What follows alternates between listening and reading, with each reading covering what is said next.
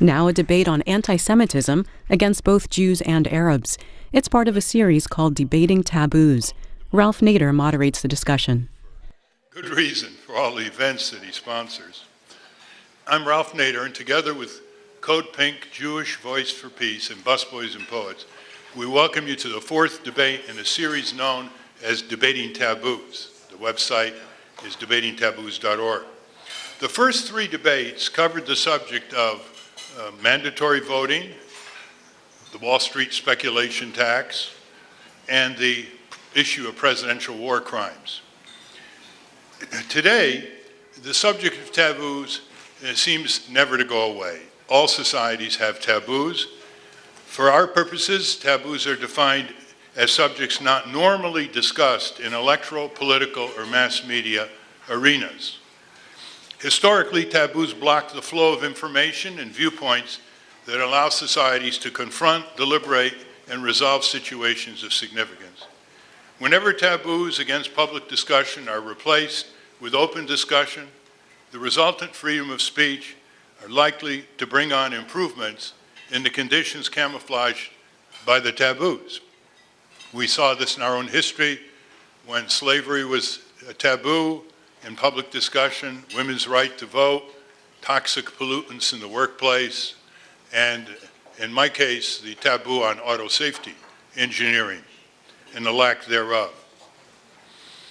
Today, the question is there a double standard in the response to anti-Semitism against Arab Americans as compared with the response to anti-Semitism against Jewish Americans?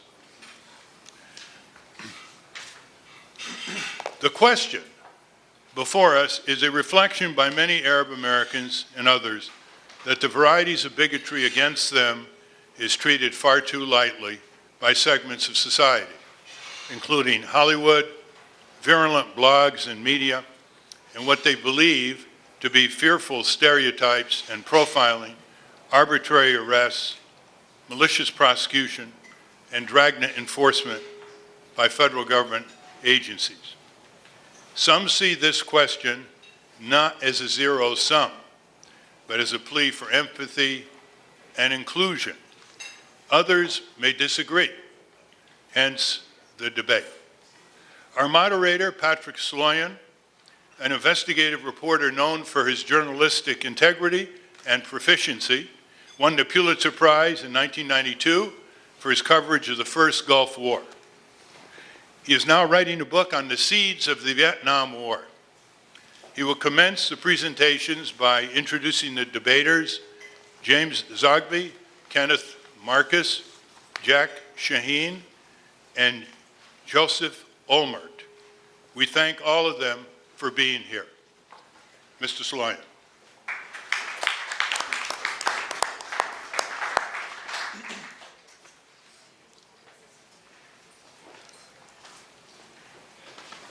Good afternoon.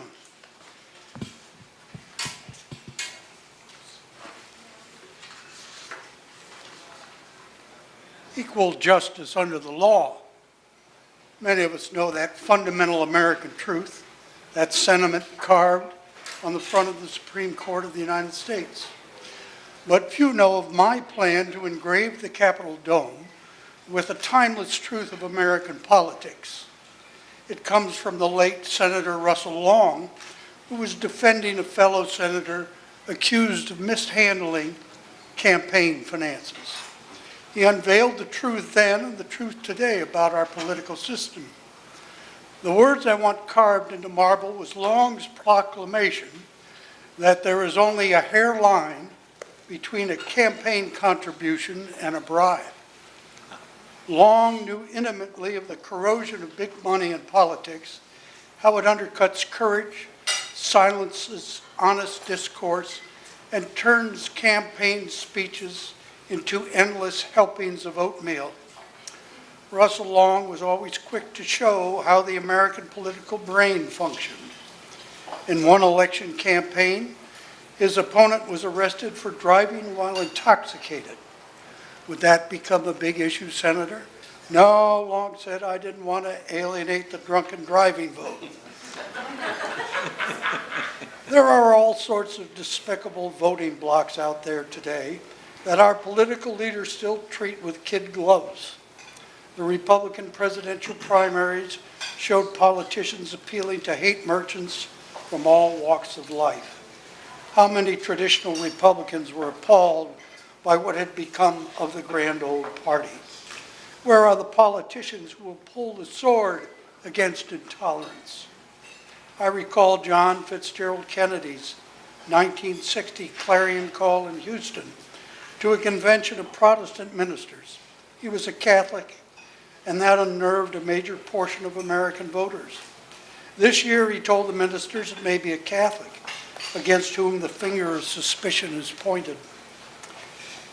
In other years, it has been, and may be someday again, a Jew, a Quaker, a Unitarian, or a Baptist. To that list today I add Arab Americans who worship in Islam and mosques across the United States. Kennedy predicted 52 years ago such intolerance would one day end in the United States, but that takes vigorous debate. Too often the bully pulpit at the White House seems empty when it comes to persecution and intolerance, and Mitt Romney seems strangled in thought and word when it comes to substance. He became obsessed this week with the source of hoagie sandwiches. 3 times he demanded to know how the hoagie sandwiches had arrived at a campaign stop. That was the news of the day. Perhaps our panel today can help fill the void and provide substance to an issue that has been suppressed and ignored by our political leaders for far too long. Our first debater is James Zogby, founder of and president of the Arab American Institute and author of Arab Voices. Mr. Zogby.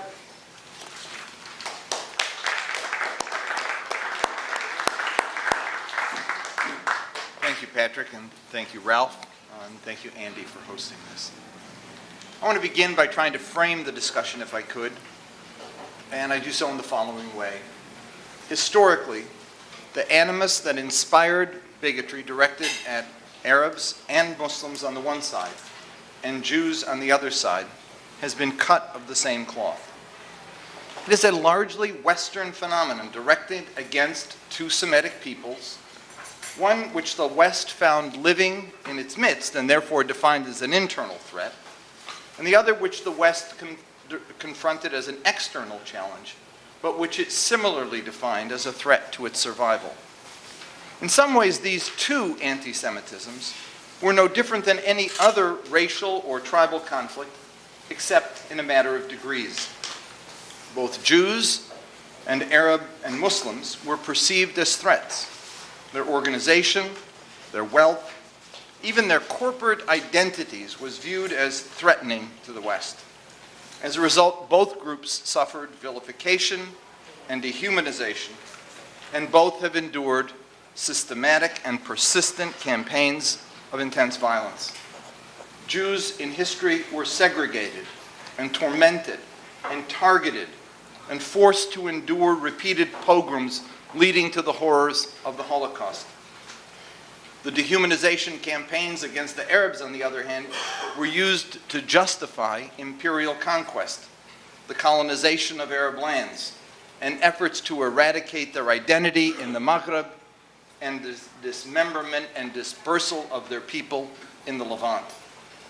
3 decades ago, I collaborated in a study of political cartoons and other forms of popular culture, comparing the depiction of Jews in Tsarist Russia and pre-Nazi Germany with those of Arabs that were contemporary in the United States. In both content and form, the treatments given to each of the 2 groups were virtually identical. The 2 most prevalent depictions of Jews in the German and Russian treatment paralleled the 2 most common images of Arabs depicted in the United States cartoons. There was the fat Jewish banker or merchant. He found his counterpart in the obese oil sheikh. And the image of the Jewish anarchist, subversive, communist terrorist morphed now into the Arab or the Muslim terrorist. They differed only in attire. Facial features and the rest were the same. Both were alien, and both were hostile. They were accused of not sharing Western values, of being prone to conspiracy, of being lecherous usurpers of our wealth, and therefore threats to Western civilization. Jews were portrayed as internally associated with capitalist greed and externally with foreign threats to our security and our way of life. Arab avarice, on the other hand, was responsible for our economic decline. They too were seen involved in conspiracy and associated with an external source that was threatening to our security and our way of life. What we're discussing here today is the sad but true fact that while it has become unacceptable to politically express or manifest bigotry against Jews, anti-Semitism against Arabs, and increasingly, by extension, Muslims, remains a part of our popular culture and our political discourse. We're not here to debate Israeli policies or practices or the reactions to them, however wrong-headed some might judge the policies or how harsh or unfair some might perceive the criticisms to be. Nor are we debating the policies and practices of various Arab states or groups or the reactions to them, however wrong-headed some may judge them or harsh or unfair some may perceive the criticisms to be. What we are discussing is racism. That is the perverse tendency to negatively stereotype a group and see all members of that group as being possessed of some certain innate traits and behavior that are peculiar to them. For several reasons, this type of bigotry against Jews has become unacceptable, as I said. One was the collective memory of the Holocaust. It looms large in our culture, as it ought to be. And then there's the fact that we've developed a familiarity with the rich diversity of the Jewish community and are aware of the many contributions that Jews have made to our common heritage. Images of Jews of all types are present in our popular culture. Finally, there's the reality that the Jewish community and its organizations, with many allies across the religious, ethnic, and political spectrum, have made it clear that there is a price to pay for public manifestations of bigotry. It has not gone away, to be sure, but rather the proponents of this anti-Semitism have become marginalized and gone underground. This is sadly not the case with regard to bigotry directed against Arabs and Muslims. Despite some advances by Arab and Muslim organizations and their allies in many communities, and despite the strong statements by several political leaders, the bigotry persists. Arabs and Muslims are still seen as more violent, less humane, not sharing our values, less rational, more prone to anger, less trustworthy than the rest of us. And these notions are fueled daily by our popular and our political cultures. As Jack Shaheen so forcefully documents, Hollywood has an Arab and Muslim problem. And it's important because since our educational system is so deficient in teaching about the Arab world and Islam, popular culture is where most Americans get their information and form their ideas. Our political culture is no better, but with a distinct partisan twist. For more than a decade now, elements within the Republican Party have been engaged in a poisonous discourse directed against Muslims. They've made it a wedge issue in several election campaigns, culminating in recent years in the mass, almost hysterical movement to block the building of an Islamic community center in Lower Manhattan. And that spread to other communities where efforts were made to block the building of mosques. There's been a rash of referenda and legislation to block the imposition of Sharia law in over 24 states, and no one was proposing Sharia law in the first place. And there were declarations by legitimate major presidential candidates that they would insist that Muslims would have to take a special loyalty oath before allowing them into public service. And it has been revealed that on the highest level, our law enforcement agencies and our military have received and continue to receive deeply flawed and biased training about Arabs and Muslims in ways that could only be described as racist. The resultant hysteria has had an impact on the partisan divide, as I said. You look at the numbers, and they're all available on our website, aaiusa.org. Attitudes towards Muslims, for example, among Democrats, 55 favorable, 35 unfavorable. Among Republicans, in the last one we did, 12% favorable, 85% unfavorable. Are Muslims more violent than we? The same split. Are Muslims taught to believe in hate? The same split. Why do Arabs dislike us? 60+% because they hate our values, but when we poll in the Arab world, 80+% like our values. And the impact of this hate has had a devastating consequence on the Arab and Muslim communities, in hate crimes, in discrimination, in profiling. And the purveyors of this hate have received nary a slap on the wrist. Racist books like Raphael Patai's The Arab Mind continue to be used and reissued by our military. They trained our military all the way through to the end of the Iraq War. Hate mongers like Michael Savage and Ann Coulter stay on the air and have strong, almost cult-like followings.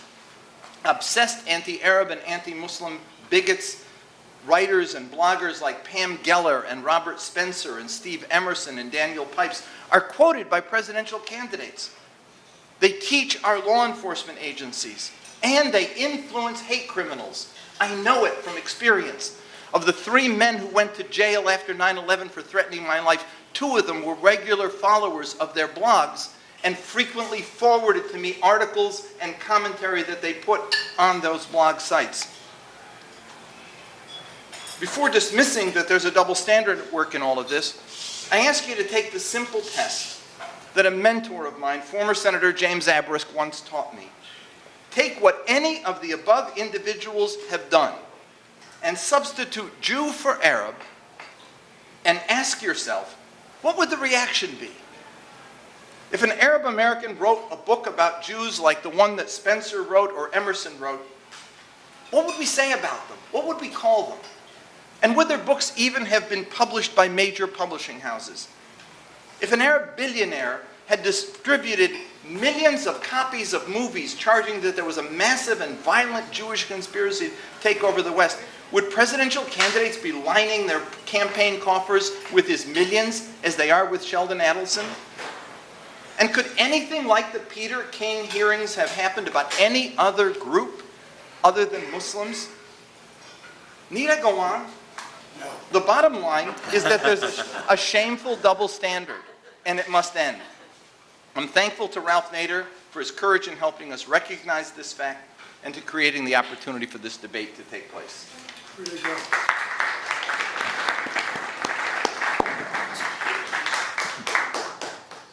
Our next debater, Kenneth Marcus, president of the Louis Brandeis Center for Human Rights Under Law, and he's the former staff director of the U.S. Commission on Civil Rights.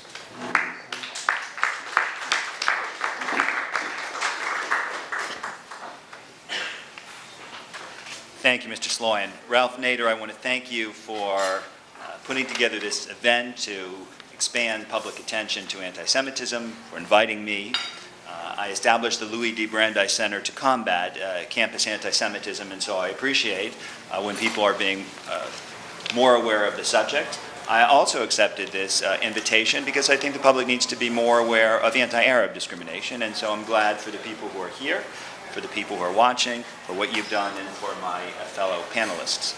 I'm going to try to address the broader themes. There were some individuals who've been mentioned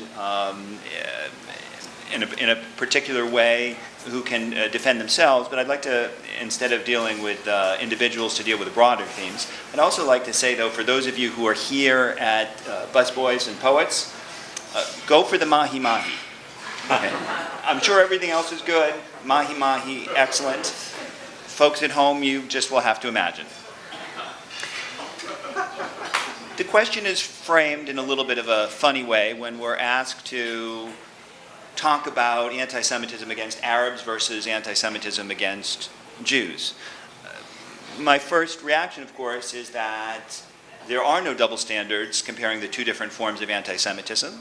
because in fact there's only one kind of anti-Semitism, which is discrimination against Jews. The term was actually coined in the 1870s in Germany for a particular reason, which is to say that Wilhelm Marr and others were concerned that their own views were being marginalized. Their own views were that they hated Jews, but they hated Jews on racial grounds rather than religious grounds. And they wanted a new term that would be a little bit more scientific and that would be less susceptible than words like Jew hatred to the notion that they were some kind of religious bigots, when in fact they were really more focused on racial issues. Historically, it's been used primarily in that way, and that's how I will use the term. Of course, we can use terms in different sorts of ways, and the bigger question, I suppose, is should we be taking anti-Arab discrimination and anti-Jewish discrimination very seriously? And I would argue that the answer to both questions is yes. I don't want to get into a kind of a persecution Olympics in which each group competes to see who can argue that their group has been faced with greater discrimination. To me, we need to do a better job as a society to combat discrimination against all groups, against Arabs and against Jews alike. There's been a lot of talk about the way in which Arabs have been mistreated in this country. We could agree or disagree about where you draw the line for either anti-Arab or anti-Jewish discrimination, but I think we need to stand together in combating both. It is interesting to hear this notion that as a society we have been more successful in combating discrimination against Jews, because it is my feeling that we need to do better against both, and because I have, as someone who deals quite a bit with anti-Semitism, I have heard quite frequently people underestimating the amount of anti-Semitism or belittling it or not responding in what I consider to be an appropriate way, and sometimes they even defend why they're doing that. And there are a couple of reasons why they will say we shouldn't be reacting firmly to anti-Semitism. One thing I hear, and I hear this a lot, is that Jews are doing just fine. Jews are economically successful, they're socially well established, we don't need to worry about Jews. Jews are wealthy anyhow. Well, there are lots of problems with this, but one thing that comes to mind is that just a few weeks ago, new data came out in New York City on the condition of Jewish Americans in New York, and what one finds is that 27% of Jewish Americans in New York live in poor households. That figure is slightly lower than for non-Jewish households, but it is a non-negligible figure. So we have quite a number of poor Jewish Americans. That number seems to be increasing, and it is a problem. But beyond that, it shouldn't matter if you're rich or poor. If you're subjected to any form of bigotry, we should be taking it seriously. And sad to say, despite the progress that we've made against anti-Semitism and racism over the years, there is still a rather significant amount of bias, bigotry, discrimination, and even hate crimes against Jews. I would say that we're doing better in the United States than anywhere else in the world, and I would say there's been no better time to be a Jewish American than today, and yet there are many hundreds of Americans every year who, as Jews, face hate crimes. In fact, last year, according to FBI data, the most recent data, the number of hate crimes against Jews exceeds hate crimes against all other religious groups. It also exceeds the number of hate crimes against all ethnic groups. The point is not that the problems are worse for Jewish Americans than from others, but that when people say that we have succeeded in dealing with anti-Semitism, or that we're responding firmly enough, or that we don't need to worry about it, the facts are against. Now, I've mentioned that my focus lately with the Louis D. Brandeis Center has been on campus anti-Semitism. Now that is a place where one would expect to find the least amount of intolerance. After all, universities are supposed to be places of reason and tolerance, and yet one finds there, not in every campus and not affecting every Jewish student, but a disturbing number of incidents, whether we're talking about vandalism, whether we're talking about threats, whether we're talking about actual assaults or violence around the country. And that's something that needs to be defeated. So I would say in terms of this comparison that we shouldn't be asking either which has it worse, nor should we be asking we solve the problem for one group, how can we solve it for the other? Rather, we should recognize that discrimination is a problem, whatever the group is that's facing it. It's a problem for Jewish Americans, it's a problem for Arab Americans. And what we need to do is to work together and combat it wherever and whenever it occurs. Thank you.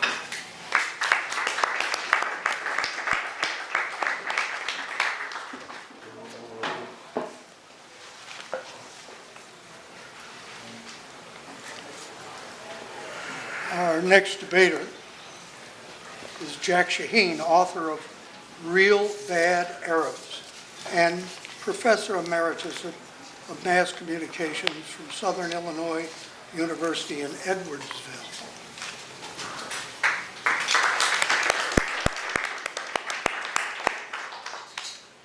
Thank you, Patrick. My distinguished colleagues here at the head table, Ralph Nader, I appreciate your putting this together.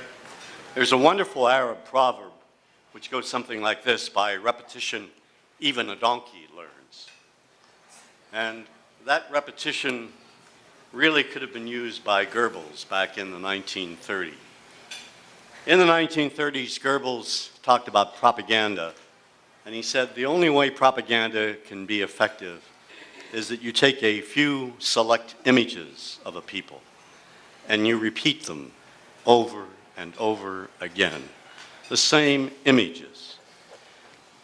The question here today is that these same images of Arabs, Christians and Muslims, have been with us for more than a century, constantly repeated over and over again in every form of American popular culture.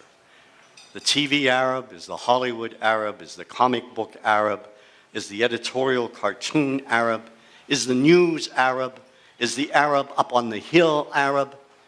It does not deviate at all. And as a result of that, the influence of politics, media have a tendency to follow policy. That includes television commentators, and all of the major networks, especially Fox, which sometimes follows policy, in other words, doesn't. It depends on who's in office. And then, of course, Hollywood itself. And so taken together, these three, government, the press, as well as Hollywood, we have, over the past 100 years, created the Arab boogeyman. The mythology of the day, Kennedy said it best. Patrick, I want to thank you for referring to former President Kennedy.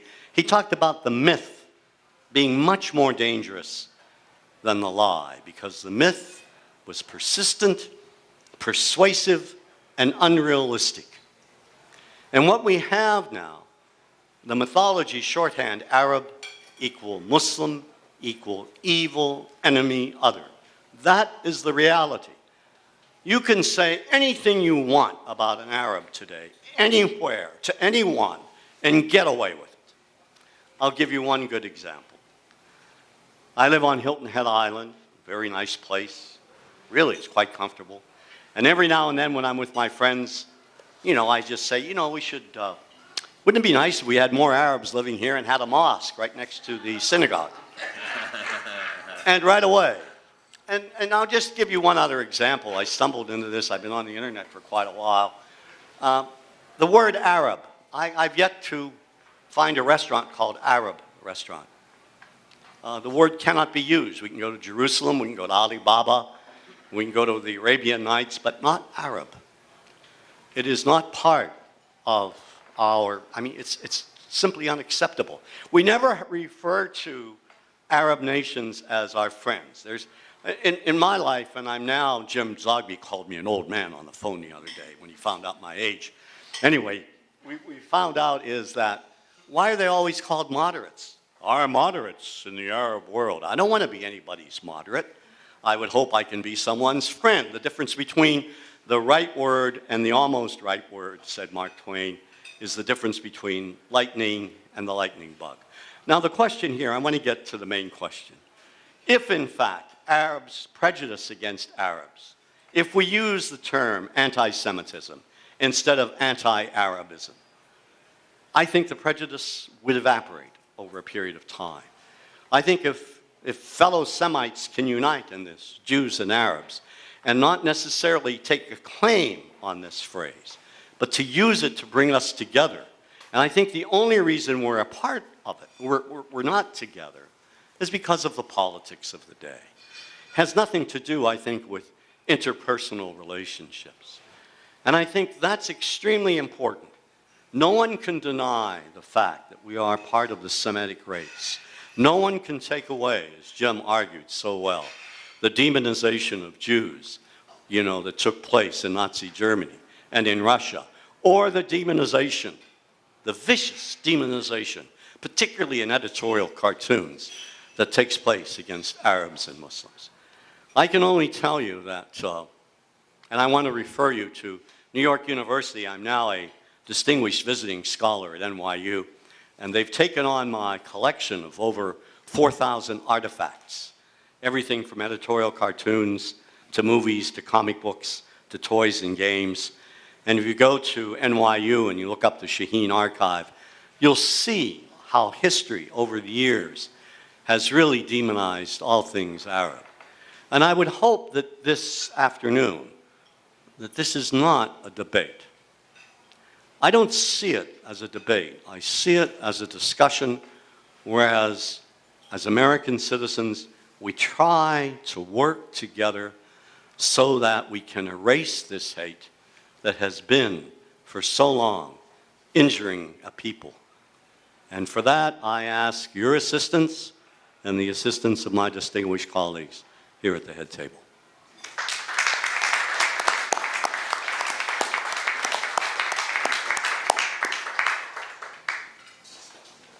Our final debater is Josef Olmert, adjunct professor at the University of South Carolina and author of the book Unraveling the Knot Between Arab and Jew. Thank you.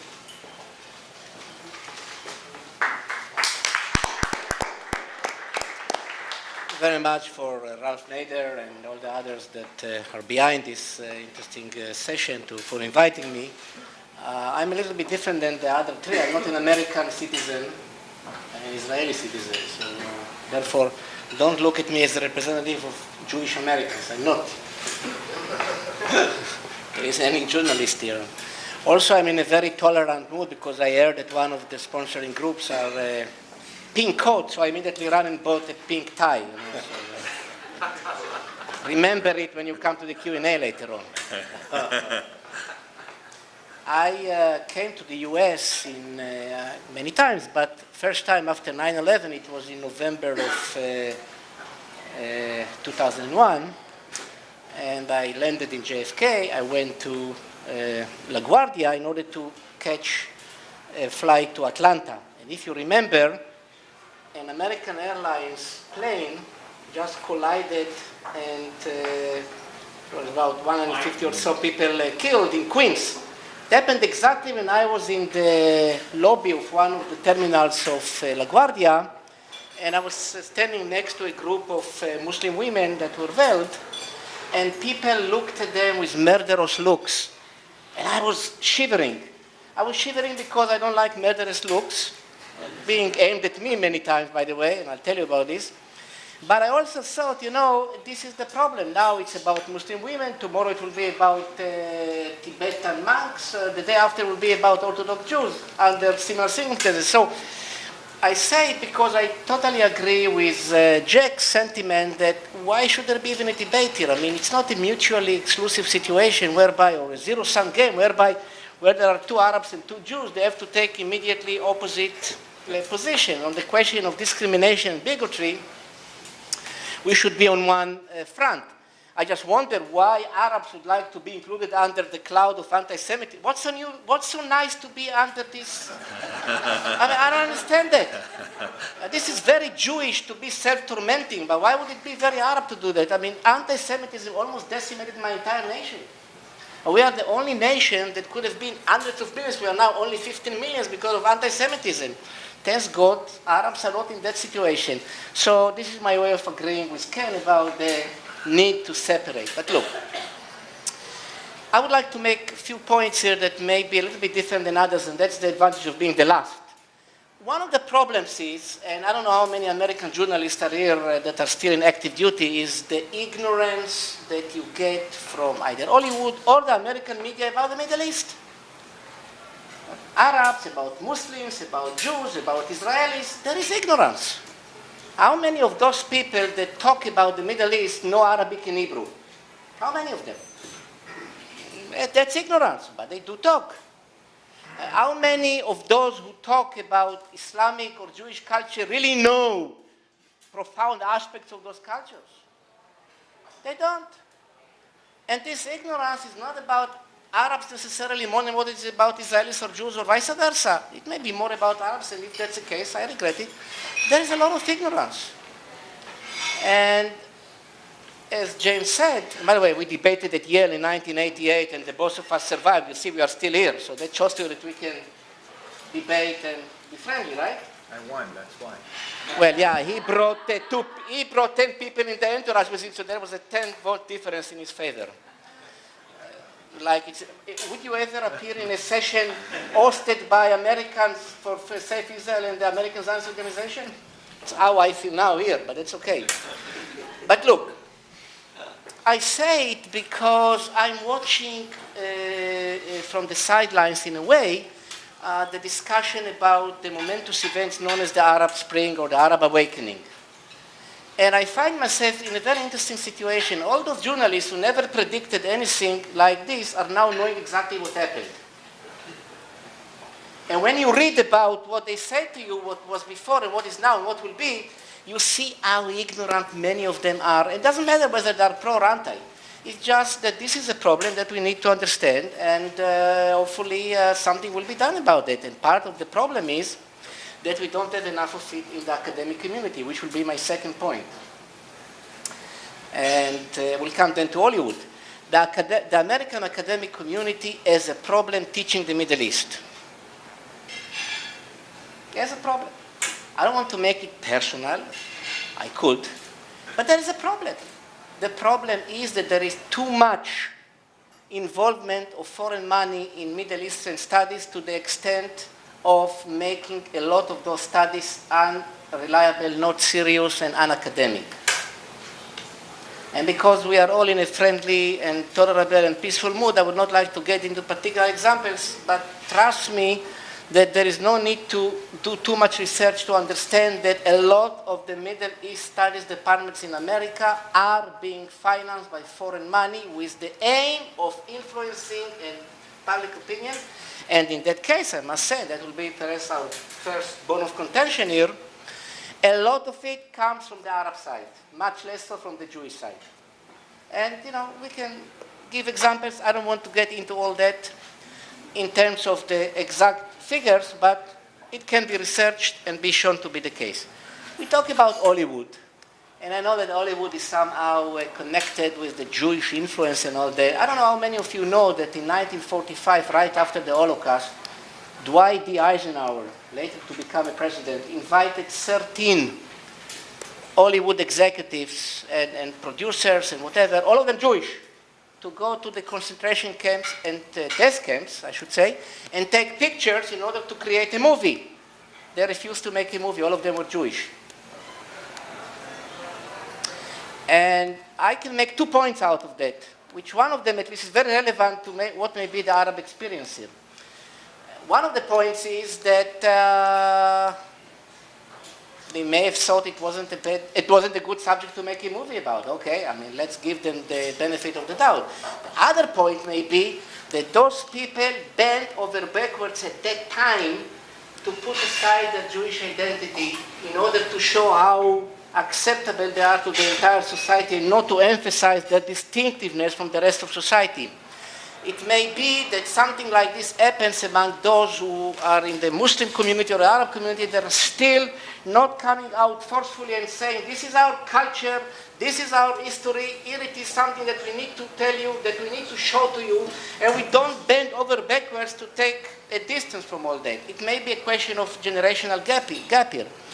But then I come 60 years later to what is happening these days, And I find myself in a very interesting situation. I know that Jack Shaheen is a very modest person. By the way, we both are from South Carolina, so that could be the real coalition here against the Northeastern establishment, you know. That's us. He was an advisor of a movie called The Kingdom about Saudi Arabia, right? And I don't know, so somebody told me that you were. Misinformation. See? Typical Arab-Israeli discussion. But this movie is very interesting, and I want to make a point here, and the point here is there were 50% of the people that watched it thought it was very much anti-Saudi Arabia because it might have shown some Saudi Arabians collaborating with terrorism or whatever it is that you would call terrorism. 50% thought otherwise. That there were those Saudi Arabians who collaborated with the Americans against the terrorists, so that's fine, that's okay. But I ask you a question, and let's be honest about that. Do you perceive anything like a movie now in Hollywood about Saudi Arabia, forget about terrorism, about anything connected with religious bigotry in Saudi Arabia, with the treatment of women, with the fact that there can't be any memorial in Mecca for all those Jews who were destroyed there in the beginning of the Islamic history, or any of those? I don't think there can be a movie like that. And I'll tell you why, because there is a trend now, and that may be my other controversial point here, there is a trend now to create some kind of affirmative action in terms of, yes, we were anti-Arab, and it was the case, we were anti-Muslim, but now we are going all the way to the other side to show some kind of objectivity, and that is also wrong because there can't be affirmative action in terms of telling the truth about what's happening. Whether the truth is this or that, it's in the eye of the beholder, but telling the truth cannot be camouflage under any title of affirmative action of one kind or another. And to end up with, I would say to you that many of my friends said to me, are you crazy going to this place with all those sponsoring groups and all that? And I said, look, it's great for me that I go to these places because now people in Israel will say, look, he's not that bad after all. Those guys are against him and he's still appearing there, it can't be that bad. Now, it's not funny, because that's how it became the debate between Israelis and Arabs, or Jews and Arabs altogether, that you cannot even come to a dialogue. I'm really happy to be here. I think it's going to be a great dialogue and discussion, and thank you very much again for inviting me.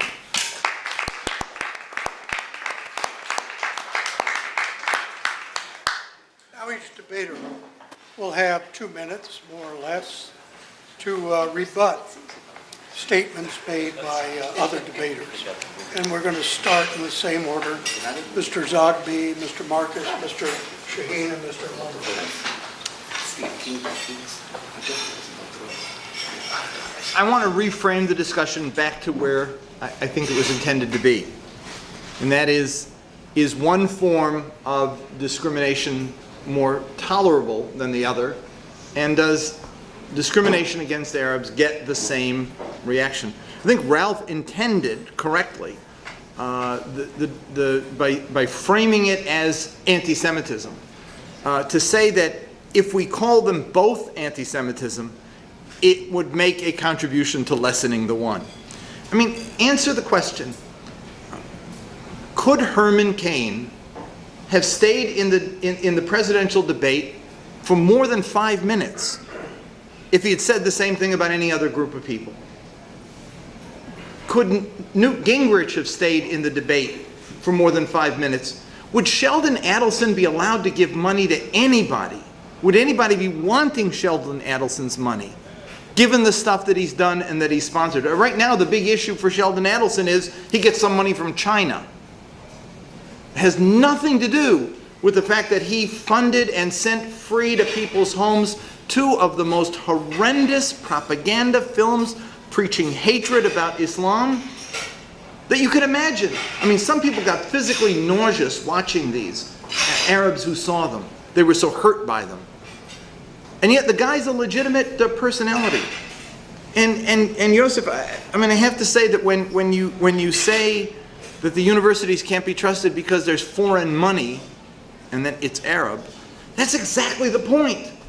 More Arab than I understand. It doesn't matter. The point is that it's not the money, it's what they do. You want to question what they do, talk about it. But the Arab money bit is the same as when people come back and say there's Jewish money in Hollywood, or there's Jewish money in Washington, or there's Jewish money in the banking industry. The fact is that look at what they do, not who they are. There are some Arab programs, not enough. I wish to God there were more. There are only 54 American colleges and universities that offer a program in Middle East studies, and most of them aren't even about the Arab world. Less kids take Arabic every year in American schools than take ancient Greek. Nothing against the ancient Greeks, nice people. Some of my best friends. But the fact is that people aren't studying because the programs aren't there. And when we try to start an Arab studies program, Daniel Pipes comes along and drums it out of business. The one school that was going to be bilingual in New York, they shut it down, called it the Madrasa Comes to New York. I mean, let's get real here. This is a problem, and we don't address it. And until we address it with the same forcefulness that we address discrimination against Jews, it's not going to go away, or against any community. It is not this versus that, it's this and that, and both are repulsive and repugnant and despicable, and both should be ended. It's not either or, it's both. And on the issue of the word itself, you know what the word poppycock means? It means loose stool. But that's not how we use it. Semitism it's a bad term because frankly there were no races. There are no races. There's not a Hamitic race or a Caucasian race. People use the word though. They used it to describe Arabs and Jews. If you're anti one or anti the other, you're anti-Semitic. I mean, leave it alone. That's just what it is. Thank you. Okay, well, then we can talk about poppycock. Which is what that was. I would agree on that. There's much I agree with here. I think we need to do a much more effective job of combating anti-Arab discrimination. I'm going to talk about one thing that we disagree with, but because I've been given a couple minutes to rebut what's been said, I feel a little bit uncomfortable about the fact that I don't want anyone to think that what I'm not rebutting I necessarily agree with. There have been a lot of aspersions directed at individuals who are not in the room, who probably could do a more effective job of defending themselves than I will do. What I would like to do, instead of addressing what this individual said or did or wrote or didn't write, is to talk about the question of how we can do the best job of combating every form of discrimination. I've heard some strong arguments for why we should use words in different ways. After all, why is it that any one group should have a monopoly on this term or that term? And I think that that has a lot of resonance with many people. And the fact is that the term anti-Semitism is not all that popular even with Jewish organizations. I mean, I would say that if you took a poll of anti-Semitism scholars, certainly if you included the hyphen in anti-Semitism and you asked, do you want to use this term to describe animus against Jewish people, they would say no, it's not a good term. And it's not a good term for lots of different reasons. One reason it's not a good term is that it was developed and disseminated and popularized by people who called themselves anti-Semites. It was a term that was developed specifically as a means of propaganda for a particular political movement that was adverse to Jews in Germany. It's a terrible word with a terrible history, and it would be nice to get rid of it. But I'd like to first get rid of the phenomenon that it describes. People want to use a different word for hatred that's aimed only at Jews. They say, well, let's just say if it's against Jews, we'll call it Judeophobia. And that's fine, but it assumes that we're talking about a phobia. And that brings in all sorts of psychological dimensions. They say, well, okay, if it's just Jews, let's say Jew hatred. Well, that might be okay. That's an older term. But if we're talking about animus, it's not always specifically hatred. Anti-Semitism is really not a good word for any particular group, but it is a term in multiple languages which has a history and acceptance and a common usage. And I think it's awkward to try and go back. And then the question is, well, what is gained and what is lost if we try to lump in multiple groups together? After all, some will say the issue is not hatred against one particular group, it's against hatred of the other. It's against ethnic prejudice or racism per se. And shouldn't we be against that? Shouldn't we define ourselves as being people who are opposed to any form of bigotry? And I would say yes. Let's define ourselves as people who are against hate, bigotry, and discrimination first and foremost. But we also have to acknowledge that there are some distinctive aspects of the hatred or the discrimination or the bias that different groups face. If you are disabled, if you are African American, if you are a woman, if you are Hispanic, you may face common forms of disadvantage, but you also have distinctive forms of discrimination that you face. And it makes sense, if we are going to combat these problems, that we understand them. And if we need to understand them, that means looking at the history. Now, the history of anti-Arab discrimination and anti-Jewish discrimination does have some similarities, and I think Mr. Shaheen spoke well about that, and I also think Mr. Zogby had some persuasive comments. But there are also differences. There are differences, for instance, based on the peculiar demonization which Jews faced under Christianity, and the specific relationship between Jews and Christians during certain historical periods. There are also distinctive aspects of anti-Arab discrimination in a post-9/11 context, especially for those Arabs who are Muslim or who are perceived as being Muslim. So there are distinctive aspects of anti-Semitism and of other sorts of discrimination that need to be recognized. While I entirely join the notion that we need to fight all sorts of bigotry, I think it's important that we don't act as if we've solved once and for all any of these sorts of discrimination, because we absolutely haven't. Yes, we will sometimes react well when bad things are done to this group or other.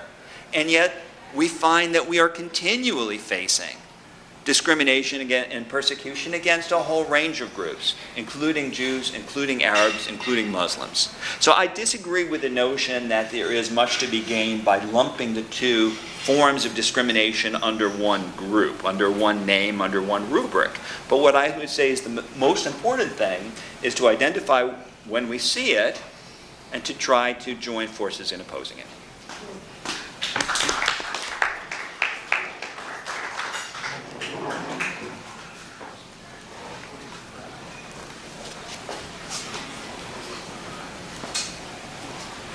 That's a very compelling argument, and I would agree in joining forces. But I must say that this new anti-Semitism, it's new. That's not to say that what's happened in the past, that remnants of that are still not with us. Unfortunately, they are. It hasn't completely gone away. But I think this new anti-Semitism has to be addressed. And it hasn't been addressed. The only people who address it are those who are victimized by this particular stereotype. Those of us who are in academia, those of us who have think tanks like Jim and the ADC.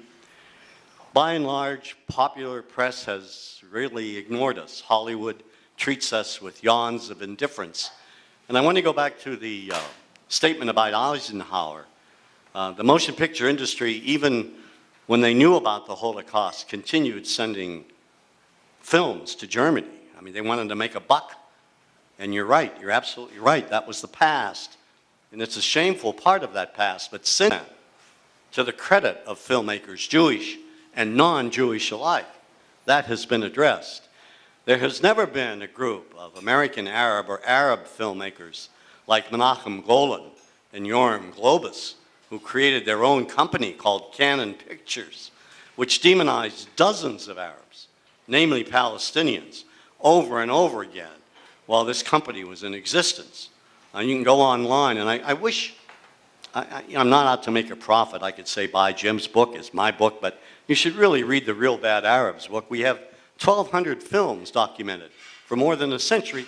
No group has been vilified more than Arabs in American cinema. No group. Not American Indians, not blacks. And I think we must recognize that and bring that to the forefront so that the empathy and action can be taken based on that reality. 9/11 changed the landscape, although there was not one, not a single Arab American involved with 9/11. We, all of a sudden, after that tragic day, we began being portrayed as terrorists and as a threat to our own country. And there has been and continues to be an induced silence on the part of Hollywood, on the part of mainstream media to address this topic. I mean, I don't think I've been on a major television talk show in 15 years. I don't know why that is. I have gray hair, that means wisdom. You know, I'm much more moderate now than I used to be, I think. Much more level-headed. But the issue simply, it's treated with yawns of indifference. And the only reason, the one and only reason I say this new anti-Semitism should be a part of our cultural landscape is I think that's a wake-up call, that people will look at the issue a little differently. I don't know if that's the case, but I believe it might be, because we share so much together, Arabs and Jews, besides our noses. I think our intelligence we sort of complement one another. Anyway, that's my take on it, but we have to understand that because Americans of Arab origin are by and large invisible on television screens, with the exception of the late Danny Thomas and the Danny Thomas Show and wonderful J.B. Farr running around with a dress and MASH, we don't exist in the minds of America. There are no Arab American commentators. I mean, I'd love to say, good evening, and welcome to the CBS Evening News. Why not? Why isn't there a guy called Hussein Nassar as an anchorman, or Layla Rafidi as an anchorwoman? What would happen if all of a sudden one of the major networks employed Layla Rafidi to be on the air? What would the reaction be to that? I leave you to ponder that thought.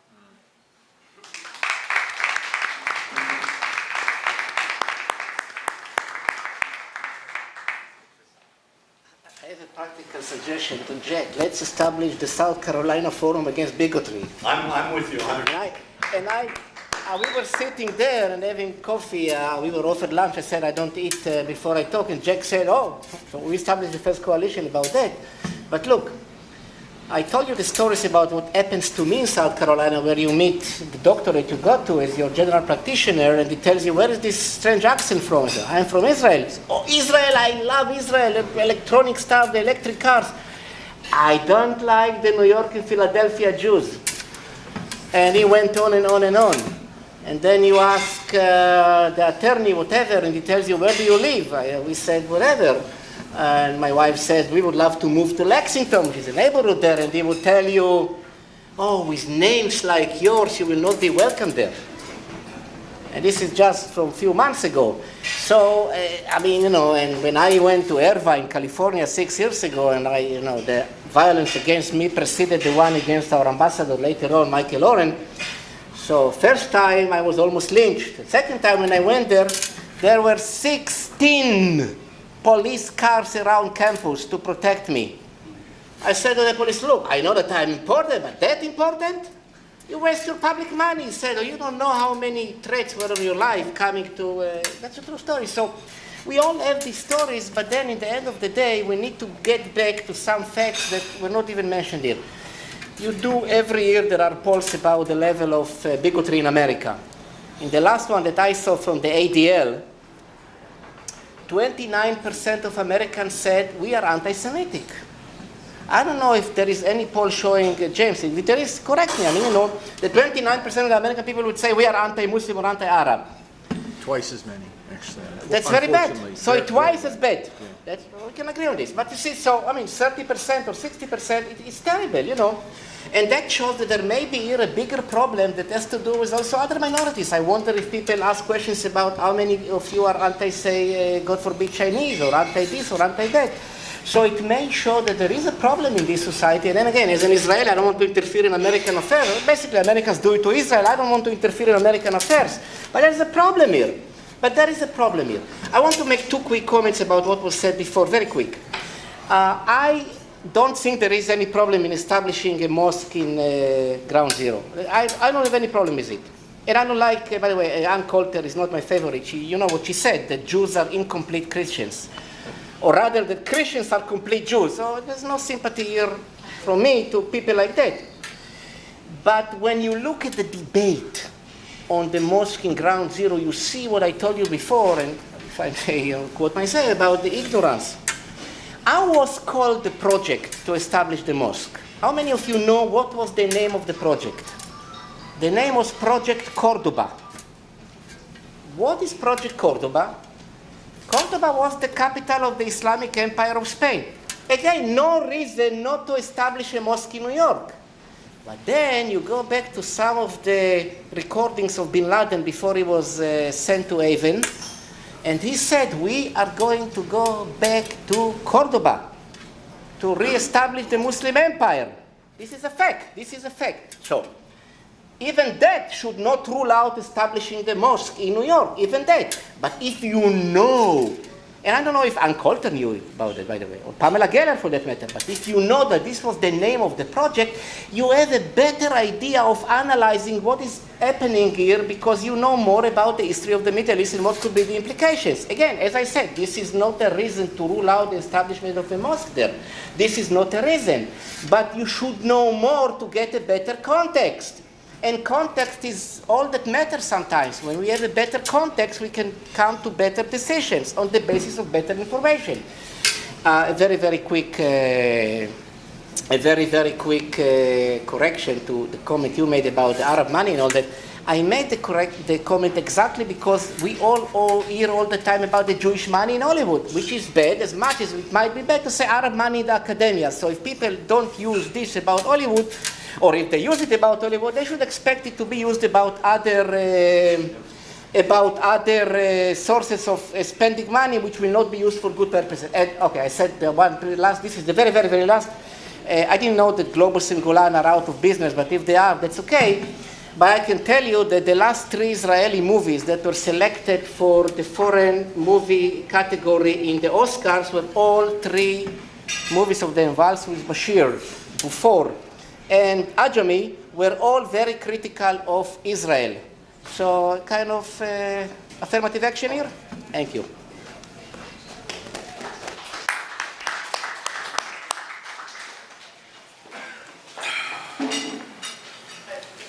You know, this debate is very timely. It's, as they used to say in Hollywood, it's ripped from today's headlines.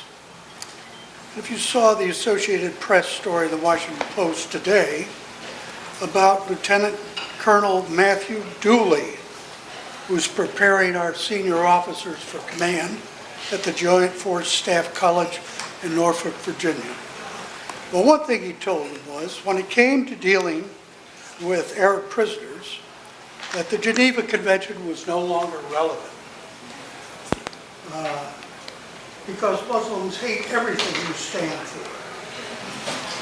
for. And more, he said it's reached the point now where holy sites, the Islamic holy sites of Mecca and Medina and Saudi Arabia, might well be attacked by the United States without regard for civilian deaths. He said the precedent, of course, is World War II, the nuclear attack on Hiroshima, and the Allied firebombing of Dresden, Germany. I want to ask each one of our debaters to take a bite on this. What leads to a lieutenant colonel in the American Army to reach this point of intelligence, of advice to our senior commanders? What's involved? The Washington Post headline that you point to says poor judgment. Well, I think it's more than poor judgment. I think it is a cultural problem of insensitivity, ignorance, and bigotry toward Islam and Muslims that has become, it's as much a part of our culture as the water we drink and the air we breathe. And it needs a Ralph Nader, who made the water purer and fought for cleaner air. We need the same kind of Ralph Nader in the culture that we teach and the education that goes to our kids and to our military. Look, we've been fighting this fight with the Pentagon and with the Defense Department, with the Defense Department generally, rather, with the FBI and with local police departments. It is horrific, the material they use. and the people that they consult with, the people who come in and do the teaching. And what troubles me, and the reason I wrote the book Arab Voices in the first place, was because since the end of Vietnam, we've sent more money, sent more weapons, sent more troops, fought more wars, lost more lives in the Middle East than anywhere else in the world. And we do not have a clue about the people we're engaging. And in fact, our kids come back from there all too often bigots because of the fact that they've seen them through the prism of this false information that they get. They used Raphael Patai's book in teaching about the Arab mind to our military. Seymour Hersh, writing in the New Yorker, said there is a straight line from Raphael Patai to Abu Ghraib. He taught two things in his book.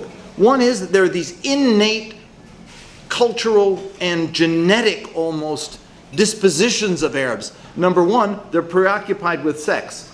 He hasn't been to Washington recently, but anyway. And the other thing he taught was that Arabs do not like to be humiliated.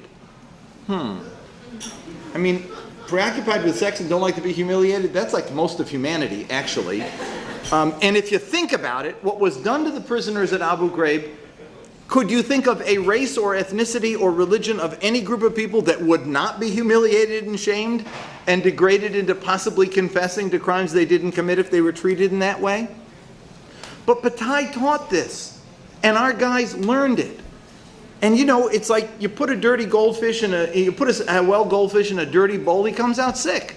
And so the problem here is that you've got people who've gone through this process, and they learn, and then they become the teachers.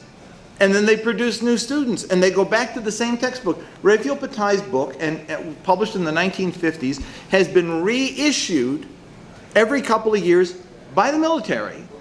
The last one with an introduction by a colonel, and is used in military training programs. And so Dooley doesn't surprise me. He comes out of the school of this garbage, and he's a teacher of it because that's what he learned. And it's tragic, and it's wrong, and it wouldn't happen and be accepted about any other group of people. That's the point. Mr. Marcus.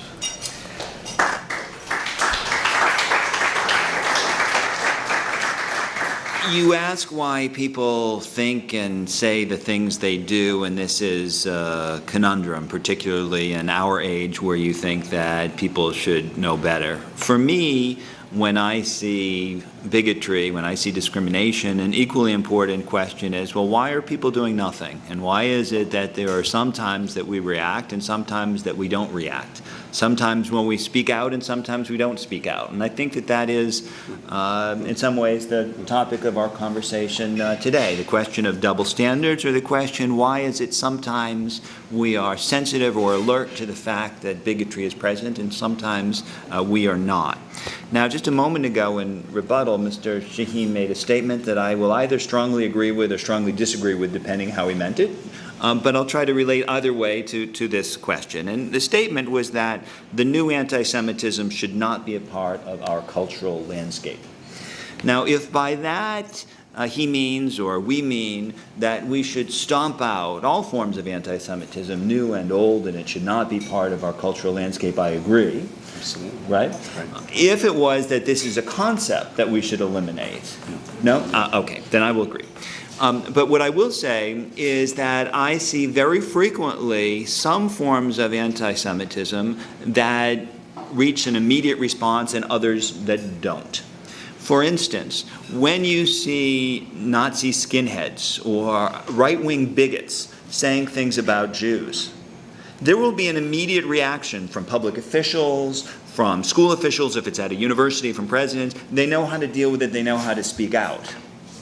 When it's the new anti-Semitism, which is what Mr. Shaheen mentioned, then there's a much trickier response. And here I'm not talking about criticism of Israel, per se.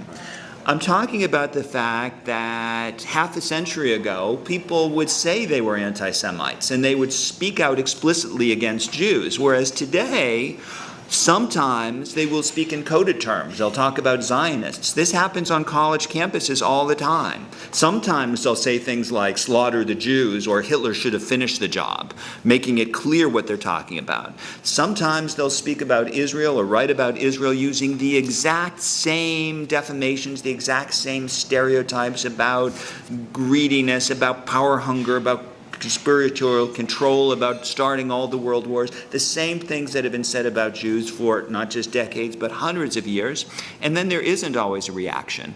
Sometimes there's a befuddlement. What do we do about that? Maybe it's just political. So what I would say is whether it's this example that you raise or a host of other examples that we could talk about, it is unfortunate that there are some kinds of bias, some kinds of bigotry that we are conditioned to respond to, and others that we just unfortunately let pass by when we shouldn't. Yeah, I think that's very well spoken, and I would agree 100%. I want to correct my distinguished South Carolinian here who set up a new anti-defamation league in South Carolina with me. If you read Guilty... You will be the president, I am vice president. No. Okay? If you read Guilty, Hollywood's Verdict on Arabs After 9/11, there's a section about Israeli filmmakers, independent Israeli filmmakers, and all the wonderful work that they've done, okay? Number one.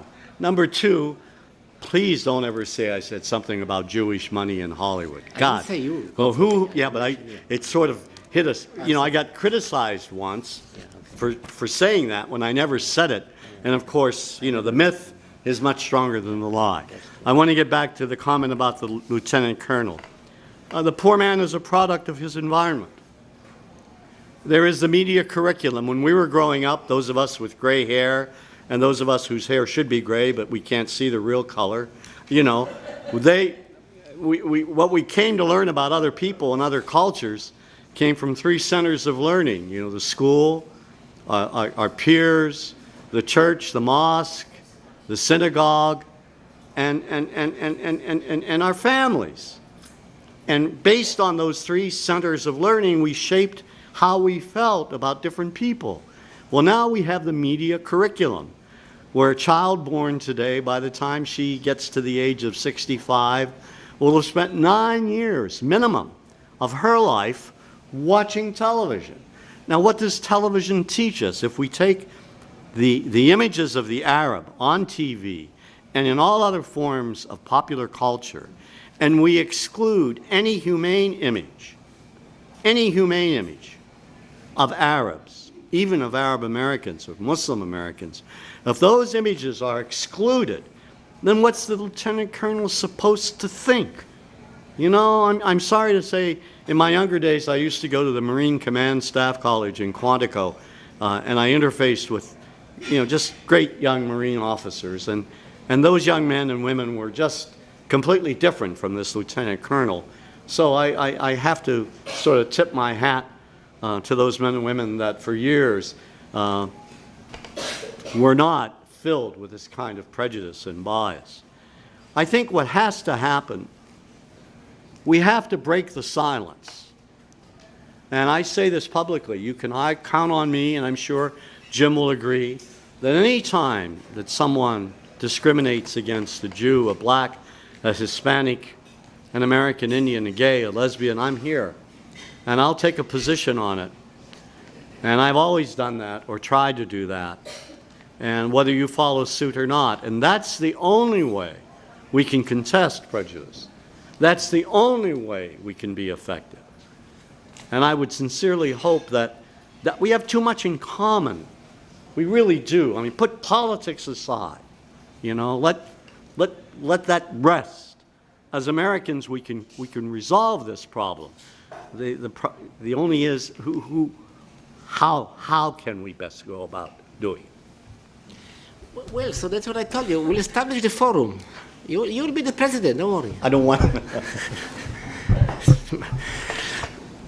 Since I'm not America, I don't want to give adjectives attached to the name of this lieutenant colonel, but the word idiotic was not used, I would say it. But look, you remember the scene, the movie, The Sword of Constantine?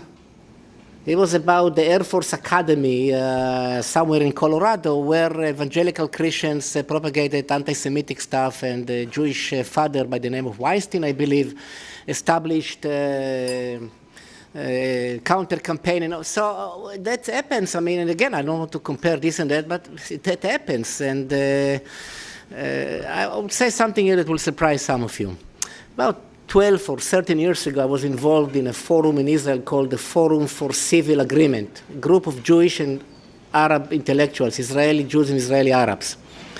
As being part of my activities in a group called the Abraham Foundation, which is to promote understanding between Jews and Arabs in Israel. Nothing to do with Israeli-Palestinian. Of course, it has a lot to do, but inside Israel itself. And one of the things that we had to deal with was something that is very painful for me to say. I mean, this is the fact that in the Ben Gurion airport, there are troubles if you come with an Arab name sometimes or many times, and that's a fact of life. I mean, one cannot deny it now.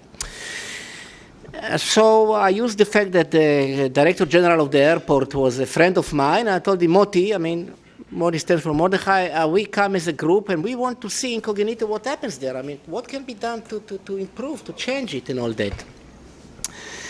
And where is the point? The point here is when you have young security guards who just finished the army, and that's exactly what you said about, look, there are conflicts that cannot be brushed aside only because we want them to be brushed aside in terms of their implications. And it's not a question now of who is right, who is wrong. I have my own sense about that, and others will have their own. The fact of the matter is that if American soldiers fight in Iraq or Afghanistan, they are bound to have more anti-Arab feelings than anti-Israel feelings, as opposed to as much as Israeli soldiers who fight against Arabs will have this. But in order to be more optimistic, I will ask you to watch a film that is called Don't Mess with the Zoan. Anyone watch this movie?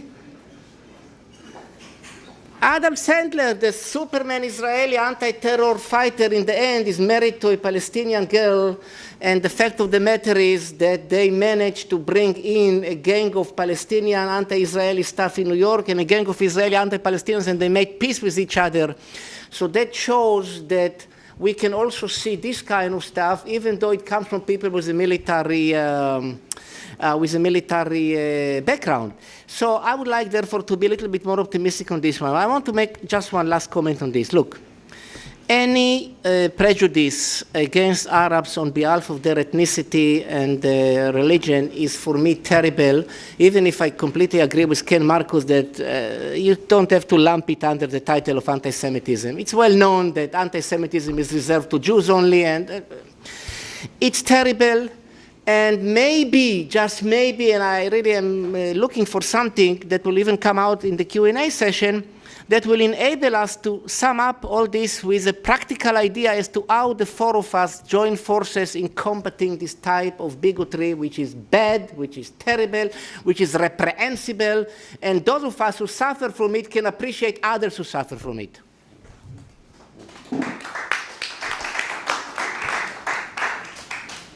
As many know, large Mideastern countries are often divided by religion, by Shias and Sunnis.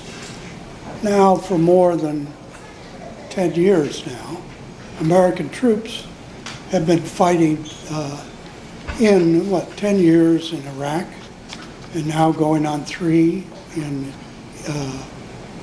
Afghanistan.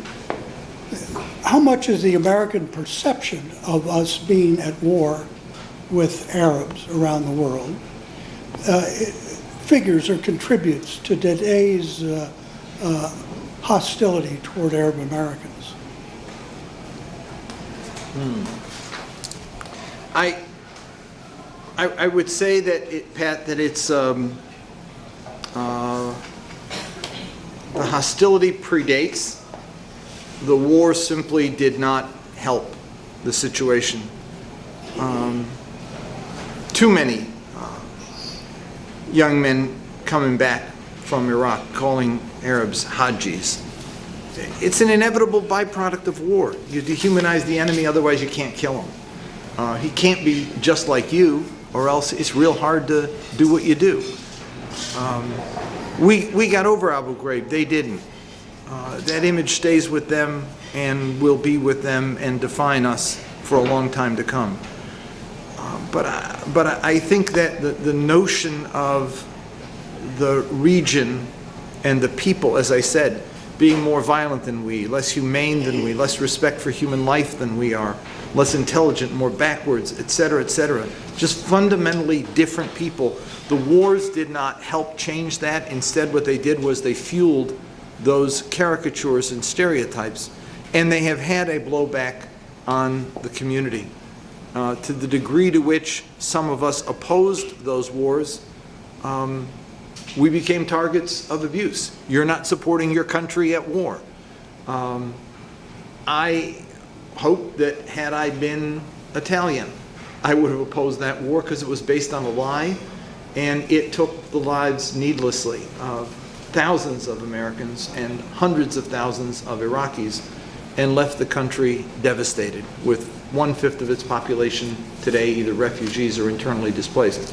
So I would say that, you know, the degree to which we see the Middle East as nothing but a seething cauldron of violence and hatred and anger, when the first time some people learn of it is in the context of war, it only fuels the misperception. Look, most Americans had no clue who Arabs were.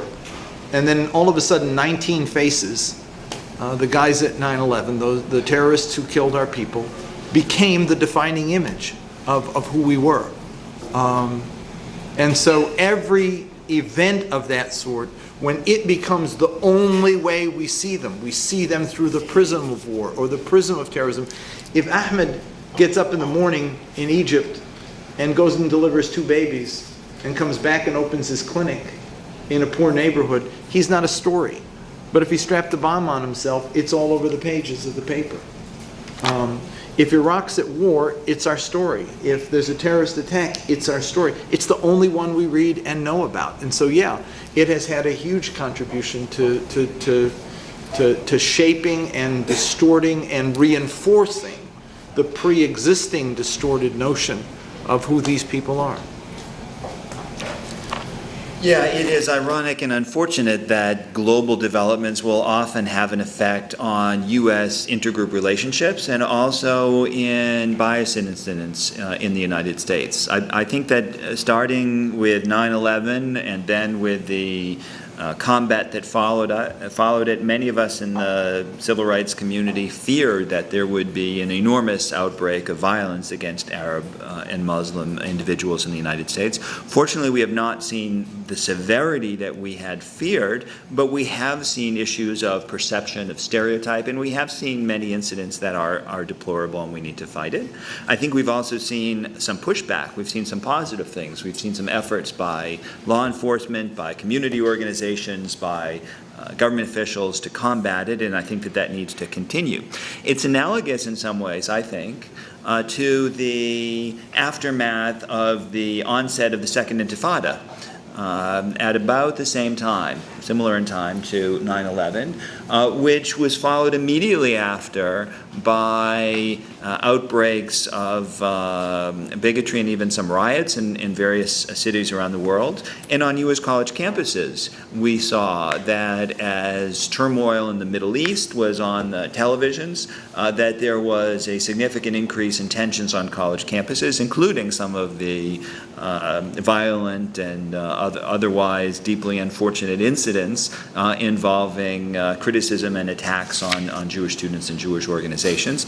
And I think that we've seen to this day that if you look at the period of the last dozen years and you chart incidents in the Middle East, and then you chart incidents affecting either Jews or Arabs or Muslims, you will find that when there is negative news coverage on the Middle East, you will frequently find that there are incidents and tensions in this country. That happens, and I think that what that means is that when there are times of tension internationally, we need to be all the more vigilant to make sure that it doesn't translate into bigotry in the United States.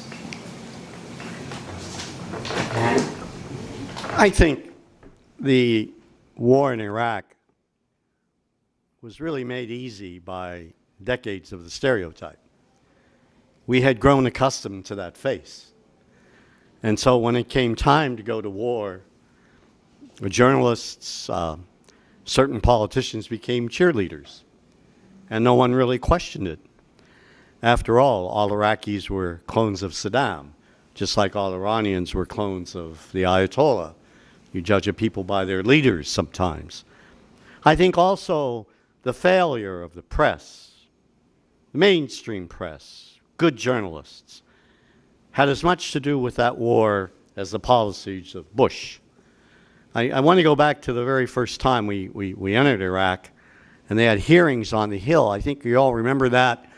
And there was this Kuwaiti girl talking about all the incubators in Kuwait, and the Iraqi soldiers went in and they unplugged all these incubators. Well, you know, I've been to Kuwait several times. I mean, they don't have that many incubators in Kuwait.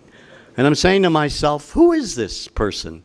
Well, not one person, not one journalist, not one politician asked the question, is this witness credible? And of course, it turned out that she was the daughter of the Kuwaiti ambassador who had been coached by a PR firm here in Washington to help us enter that particular conflict. And so when you have a press that basically kowtows or bends over backwards to please the administration vis-a-vis embedded journalists, journalists that do the, I'm sorry, I'm going on and on and on about a profession that I really admire, and I used to teach journalism once upon a time, and it pained me desperately to see how quick we went into that war, how we bought into the myth that Saddam had weapons of mass destruction.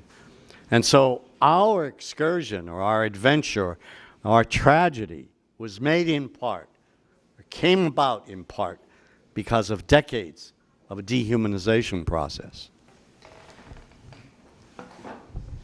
Well, I don't want to get into the Iraq war, but Saddam did have chemical weapons which he used in 16th of March 1988 to kill 5,000 Iraqi Kurds. Yes. So if he had at that time, he had them later on as well. But that, whether this was justification to invade Iraq or not, let's leave it for another discussion. He did use it, he would have used it again or not, but he did use it. But I would like to go to a point made by James in the very end of his remarks about Ahmed with 2 babies as opposed to those who commit suicide, I mean, bombers and all that. I agree with you completely, but I find myself in a very peculiar situation here because I don't want to sound like I'm patronizing and advising so-called the other side what to do, but I said it before. You're absolutely right. But here is the problem, and James, you know it, here is the problem. There was a movie made about suicide bombers, which was called Paradise Now, which tried to glorify them. And again, that's an interpretation that I add, some will have another interpretation, I understand, and I would really advocate a movie being made about the plight of the Egyptian people or the Syrian people, that might have led to what just happened now, not the Arab-Israeli or the Israeli-Palestinian conflict. And the question is whether there are enough Arab film producers or directors that would like to do something like that. So if they can't do it in the Middle East, why won't they do it here in America? I don't understand why Israelis can send all those anti-Israel movies to Hollywood and to get them into the competitions there, and Arabs can't do something that might be critical of their own society. Forget about the politics of it. So I agree with you on this. If I had a nickel for every Arab filmmaker, every Arab author, every Arab artist who tried to get his work shown here in the States, I'd be a rich man. The simple fact is that it is not possible, Josef. That's the problem. We have not been able to break through simply because there is no tolerance for sympathetic treatments of Arabs. I can tell you, Jack can tell you, we've dealt with these characters in Hollywood. And frankly, they shut us out. They don't see a problem. When I said Hollywood has an Arab and Muslim problem, I meant it. They do. It doesn't make money for them because the popular culture reproduces itself. Arab sympathetic character? Get out. Nobody's going to want to see that. So go to the Israeli movie directors. You know, the joke in Israel is there are only 50 left-wingers left in Israel. 30 of them are movie directors. You know, to humanize the Arab image in America. 30 of them are movie directors. You know that. I have a really good question. from the audience, who is perpetuating these Arab myths in the press and the government? How is it possible that they are so continuously perpetuated? And I was going to ask the same sort of question. I mean, we do have a commander-in-chief of the military who seems to me a major violator of the sensitivities of Arab Americans. He's the President of the United States. He's Barack Obama. How do you rate his role in dealing with this issue? Go ahead, Mr. Zogby. You know, I think on this issue, I think that there's a tragic circumstance that the president finds himself in. And that is that it was easy for George Bush to say, don't discriminate against these people. Don't treat Arabs and Muslims as if they're the enemy. But Barack Hussein Obama is perceived as the problem by these very people. I mean, we've done a collection of photographs of the signs that have been used at Obama hate rallies that are as gross and distasteful and despicable as any that I've ever seen racist literature and racist slogans anywhere in the world toward any group of people. And I dare say I'd go even one step further. I believe that it is no accident that there has been a resurgence of Islamophobia in America today. And it is because we have Barack Hussein Obama as president. It is an indirect way of getting him. He's not born here. He's not like us. He might be one of them. I mean, pity the poor right-wing nuts right now. They got a choice between voting for the guy they know is a Mormon and the guy they believe is a Muslim. I mean, they're in a real heady bind here. But I think that it is the problem that like I said, while it was easy for George Bush, it's not easy for Barack Obama. He has done things. I think he's tried to contribute to them. I think there are times that he has been gun shy. I'd like him to be a little more forceful, like Bill Clinton was. But I think that he feels that he is identified with the problem. He is perceived as being part of the problem. After the Cairo speech that he gave 3 years ago now, I was on most of the networks debating people. At the end of one of the debates with George Allen, Macaca in Virginia, I was asked the question by the interviewer, do you think the president can heal the divide? I said, I know he's committed to healing the divide. I think he'd like to try to heal the divide, but I think he has more of a chance of healing the divide over there than he does healing the divide with conservative Republicans here in America. Because the stuff they were saying the day he gave that speech, Liz Cheney and company never gave him an inch. He apologized for America. He equivocated. He found moral equivalence between Israel and the Arabs. He lied about our history. They said the most outrageous things, and with the subtext that he's probably one of them. And so I think that he's in that awkward situation of he'd like to try to do something about it, but I think he's perceived by the very bigots who are creating the problem that he is part of it and one of them. Mr. Marcus. I think that's an interesting interpretation. When President Obama was first elected, there was an uptick in internet noise, chatter from extremist right-wing racist organizations. And some of it was about having an African-American president, but a lot of it was about having a president who was assumed to be under the control of the Zionists. Now, that may be in part anti-black racism in the sense that it was assumed that an African-American president is not himself in control of his administration, but it's also a sign that the various forms of bigotry are often intertwined. I'm glad to hear the recognition that George W. Bush was quite aggressive in outreach and in speaking out against post 9/11 discrimination against Arabs and Muslims. I don't think it was quite so easy as Mr. Zogby suggested, nor do I think it was obvious that a president of the United States would have done that. I also think that during the George W. Bush years, there was an emphasis on combating religious discrimination. And there may have been a number of reasons for that, including, of course, the president's faith, but the concern about anti-Muslim discrimination, again, not anti-Arab, but anti-Muslim discrimination was a part of it. And I think one of the things that we've seen with this administration is a shift into other areas, a sense that religious discrimination was covered quite emphatically by the last guys.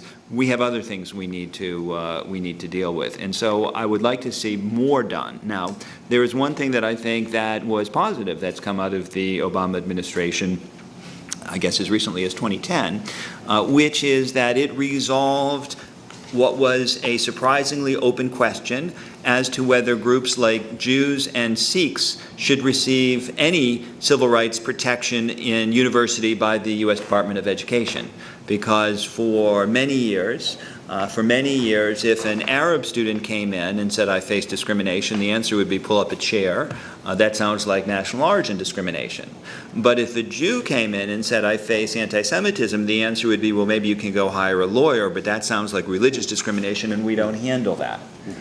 Now, okay, so let me just say that I think President Obama should be credited with having done something positive on that. Yeah, thank you. I feel that Colin Powell was the only one who made a statement addressing this, and he said it eloquently about nothing wrong with an American child born today who happens to be a Muslim or an Arab who wanted to grow up and become president of the United States. That was his dream, and that's what he thought should happen. Now, he did that after he was out of office. Given the fact that 62% of Americans have never met a Muslim and all this Islamophobia, I think it's very difficult for President Obama to say, what if I were a Muslim? So what? It shouldn't make any difference. I'm an American, and our country has room. Muslims, Jews, Christians, Buddhists, whatever religion should not play a role. Now, if he's reelected, you can bet the kitchen sink and mortgage the house that someone's going to be on him to make that statement, because it needs to be said. It needs to come from the top, to come on down. It hasn't yet, for obvious reasons, because as Jim so eloquently pointed out, most or many people think he's already a Muslim and not a citizen, and he can't say that now. But I'm hopeful that in time he will make that statement. It's the right statement to make, and he needs to make it. You know, unfortunately, no one, you know, it was interesting with John McCain. Remember that incident when people said he's an Arab, and then McCain said, no, he's not. He's a good, decent man. Yeah. Well, what if someone had said he's a Jew or he's a black, and McCain said, oh, no, he's a good, decent man? That's the argument right there, that a man like John McCain can get away with saying that, and the story gets basically buried in mainstream press.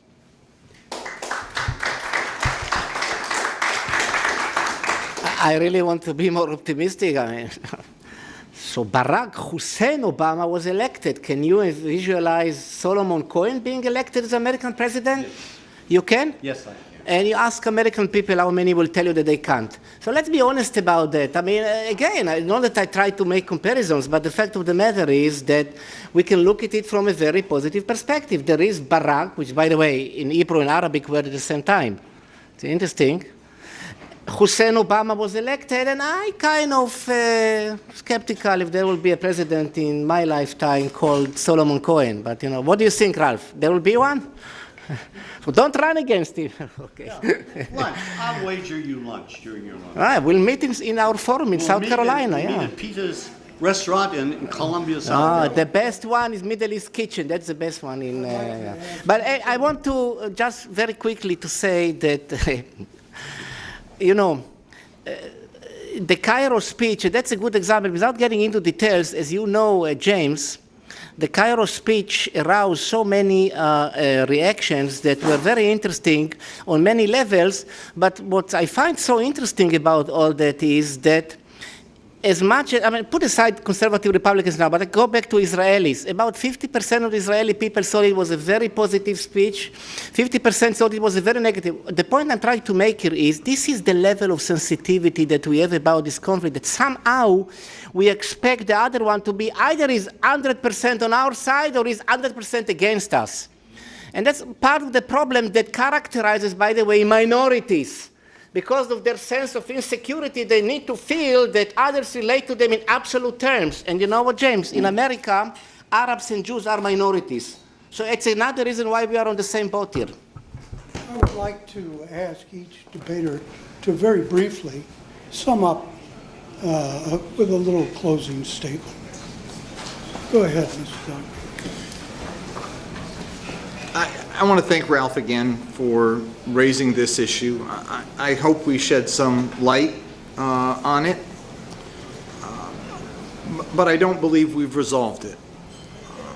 I think it's clear to me that the two phenomena are tied in history, going back hundreds of years, and tied in animus.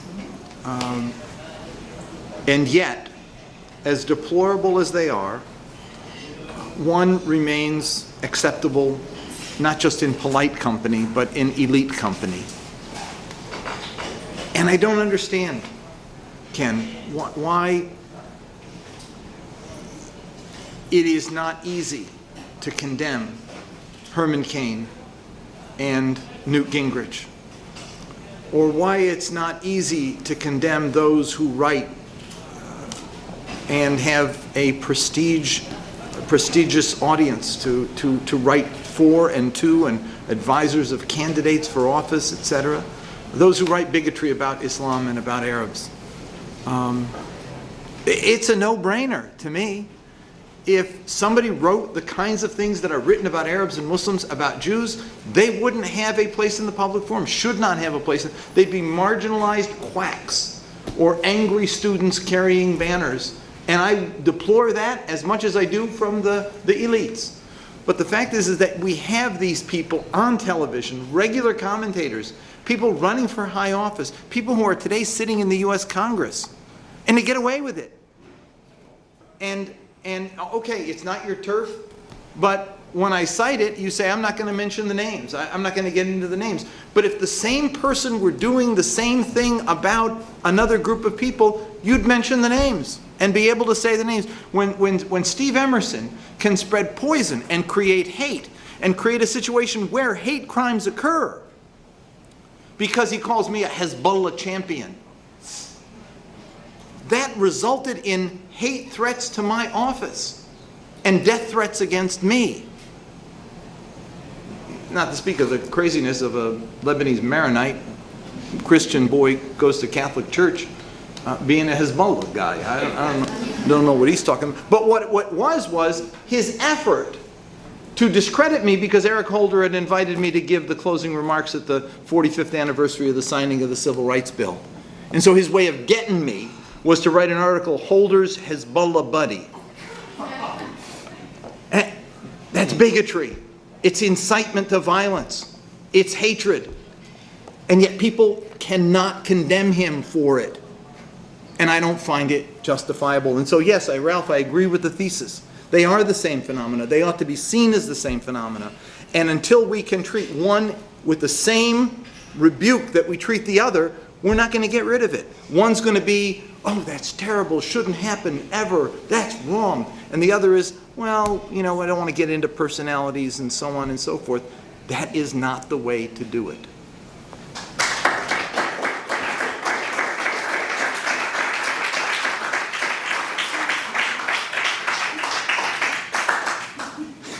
At the Louis D. Brandeis Center, we often work with activists and lawyers who are in the trenches trying to combat anti-Semitism on college campuses, who say to me, why is it that there are double standards when it comes to anti-Semitism? Why is it that when there are awful situations going on campus, administrators will say nothing? And if they say anything, what they say is, well, it was First Amendment protected speech. And they'll say that even if there were things that had nothing to do with speech involved, even if there was vandalism, even if there were threats, even if there was pushing, shoving, rock throwing, what have you, there's always an excuse. And oftentimes, the same administrators will speak out very firmly with respect to other forms of discrimination. So the question asked to me is, why are there these double standards, whereas discrimination against Jews is not taken seriously? And I find that a tough question because on the one hand I say, listen, if you can find incidents where similar actions against other groups were treated differently, then let's bring that to their attention. And sometimes we do. Sometimes we can find situations where anti-Jewish discrimination was treated less seriously. And that's an issue. But the bigger issue, as far as I'm concerned, is not the difference in the university response, but the fact that the university should respond effectively in all cases. And that's true not just of universities, but of public officials, of people in the media, so on and so forth. I find it, if anything, a little refreshing that there are some people who think that the double standard goes the other way. And perhaps it can bring context, and perhaps what it should tell us is oftentimes people who advocate on behalf of particular groups are more sensitive to the discrimination facing their groups and should be more sensitive instead to all sorts of discrimination and all sorts of bigotry. Mr. Zogby asked me the question, why is it not easy to condemn individuals? And my answer is, it is easy to condemn individuals. It is all too easy to condemn individuals, and we see it and we hear it all the time. And in fact, the same individuals who were just mentioned are condemned repeatedly, sometimes, in some cases justly, and in other cases, some of these I think unjustly, but I think it shouldn't be about individuals. There are certainly public figures who have said terrible things against Jewish people, but who continue to get numerous invitations of various kinds to speak on television and elsewhere. No, I'm not going to name them either, because to me, the issue isn't so much is this person or that person doing the appropriate thing. The issue is more, why can't we fight against all of these sorts of bigotries, and why is it that in order to support one group, we have to try to push the other one down, when it should be that in supporting equal opportunity, we try to pull each other up and not push one another down. So what I would say is that the key for all of us is not so much to engage in these comparisons, but rather to say we need to be against all of it. Thank you.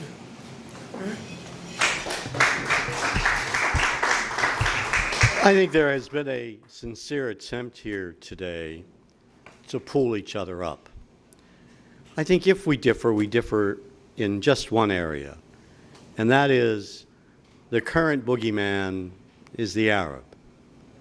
He has been for decades now, and because he is the boogeyman, innocent people have suffered.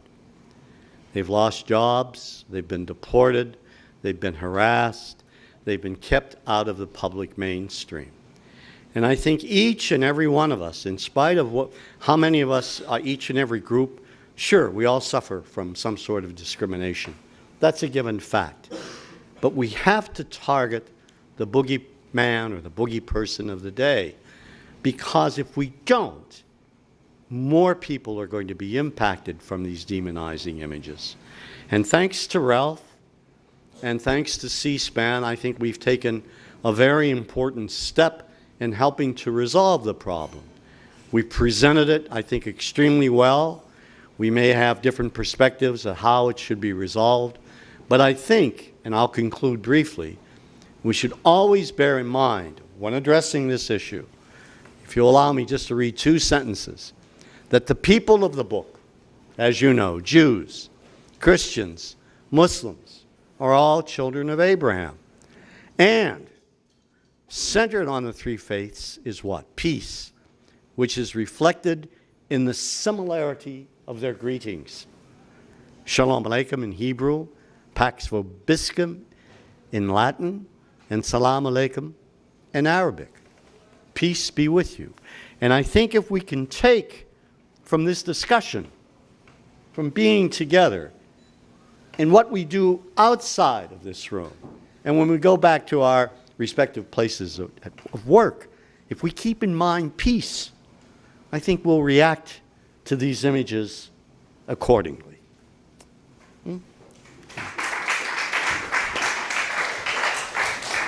as I told you, I'm a member of the Abraham family because of this Abrahamic connection, you see. And now I know why, because we need to mention names. And again, I don't want to victimize myself as a minority, but Jews. But when Louis Farrakhan, the leader of the Nation of Islam, calls my religion gutter religion, did the American Arab Institute condemn me for that, James? Absolutely did. Great. I am happy to hear that. Great.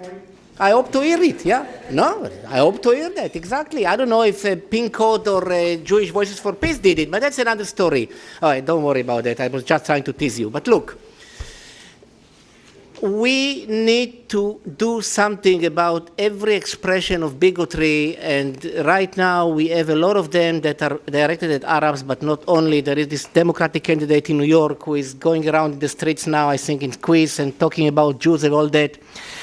There was a movie made about 9/11 when people in the streets of New York said, of course the Jews were responsible, and even Giuliani was Jewish agent because his name is Giuliani.